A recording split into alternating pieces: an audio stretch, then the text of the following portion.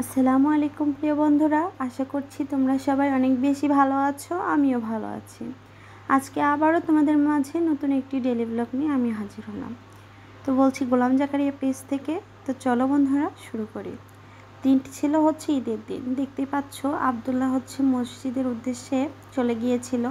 তো আমি হচ্ছে এগুলো ইফতারি তৈরি করেছিলাম আগের দিন। আর এইটা হচ্ছে আমাদের কোরবানির গরু। যেহেতু ফুল ভিডিও নেওয়া হয়নি কোরবানি জবাই করা, তো যতটুকু পারছি শেয়ার করছি। এটা হচ্ছে আগের কিছু ফটো। তো যাই হোক, আমি সেদিন সকাল সকাল ঘুম থেকে উঠে পড়েছিলাম, কারণ হচ্ছে আজকে অনেক বেশি রান্না করতে হবে আর অনেকগুলো পদ রান্না করতে হবে, তার কারণে অনেক বেশি আমি হচ্ছে বেশি এক্সাইটেড ছিলাম। তো সকাল সকাল ওঠার পরে আমি ফার্স্টে রান্না করছিলাম নুডলস, কারণ হচ্ছে ঈদের দিন তো অবশ্যই সেমাই রান্না হয়েছে। আর হ্যাঁ, আমি অনেকগুলো সেমাই রান্না করে রেখেছিলাম আগের দিন, কারণ হচ্ছে ছোট বাচ্চাকে নিয়ে এত কম সময়ে তাড়াতাড়ি করে রান্না করা আমার পক্ষে পসিবল না, আর এমনিতেও অনেকগুলো রান্না করতে হবে।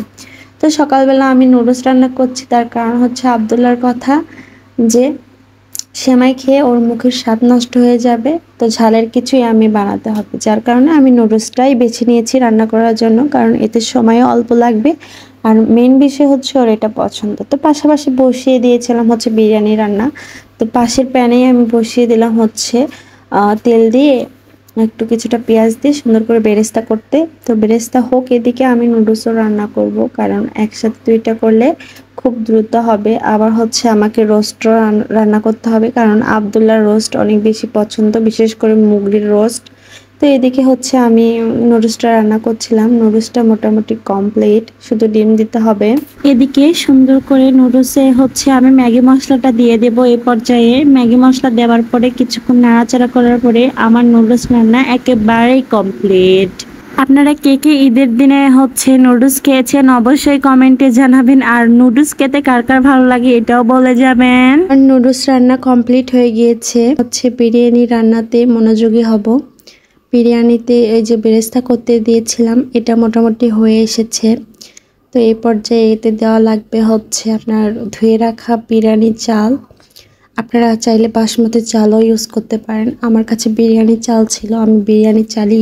এবার সুন্দর করে হালকা হাতে নেড়ে, অবশ্যই হালকা করে নাড়তে হবে, হালকা হাতে নেড়ে সুন্দর করে ভাজা ভাজা করে নিতে হবে, যাতে করে বিরিয়ানির যে স্মেলটা ভালো দিয়েছিলাম মোটামুটি একটু দমে রেখেছিলাম। বিরিয়ানির হচ্ছে চালগুলো সুন্দরভাবে ভাজা ভাজা হয়ে গেছে।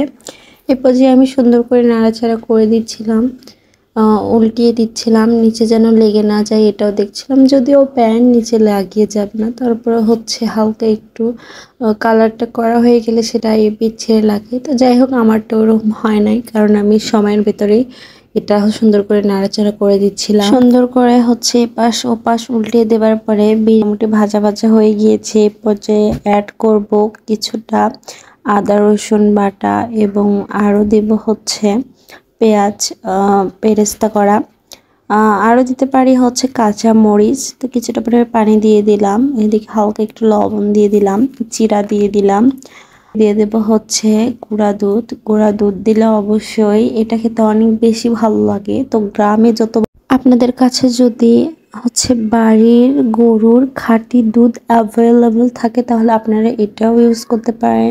আমরা তো শহরে থাকি, এখানে তো ভীষণই মুশকিল, সেক্ষেত্রে আমি গুঁড়া দুধটাই ইউজ করব। তো যাই হোক, এদিকে আমার হয়ে গিয়েছে বিরিয়ানিটা দমে দিয়ে। এদিকে হচ্ছে রোস্ট রান্না করার জন্য মাংসগুলো যেগুলো নিয়েছিলাম, মাংসের পিসের ভেতরে হালকা একটু করে একটা করে চেরা দিচ্ছিলাম, যাতে করে ভেতরে মশলাগুলো সুন্দরভাবে ঢুকে যায়। বাদ বাকি যেগুলো মশলা, হলুদ, জিরার গুঁড়া, ধনার গুঁড়া, আরও যা যা লাগবে সব কিছু সুন্দর করে দিয়ে লবণ মরিচ দিয়ে সুন্দর করে ম্যারিনেট করে নিচ্ছিলাম। ম্যারিনেট যত ভালো হবে খেতে অনেক বেশি মজা। আমার হচ্ছে বিরিয়ানি রান্না একেবারে কমপ্লিট, জাস্ট দেখছিলাম যে সুন্দরভাবে ফুটে গিয়েছে কিনা। তো ওটা তো কমপ্লিট হয়ে গেছে। এদিকে আমি রোস্ট রান্না করার জন্য প্রথমে কড়াই হচ্ছে তেল দিয়ে সুন্দর করে রানগুলো, মানে যে মাংসের পিসগুলো রেখেছিলাম, রোস্টে যেহেতু মাংস সেহেতু একটু বড় বড়ই পিস করেছিলাম, তো এগুলো সুন্দর করে আমি ভেজে নেব। যত সুন্দর করে আপনি হচ্ছে এই মাংসটা ভাজি করবেন, বেশি মানে মজাটা চলে আসবে। তো আমি যখনই রোস্ট রান্না করি না কেন খুব সুন্দর করে প্রপারলি ভাজি করি। আর আপনাদের তো টিপস দিয়েছি যে আপনারা কোনো কিছু ভাজি করার আগে অবশ্যই তাতে নুন এবং হলুদ দিয়ে দেবেন, যাতে করে তেল উষ্টি। আজকে ভিডিওটি আর বেশি লম্বা করব না, নেক্সট পার্ট আসছে পরবর্তীতে। পার্ট 2 দেখার জন্য সবাইকে আমন্ত্রণ জানাচ্ছি। সবাই ভালো থাকো, সুস্থ থাকো, আল্লাহ হাফেজ।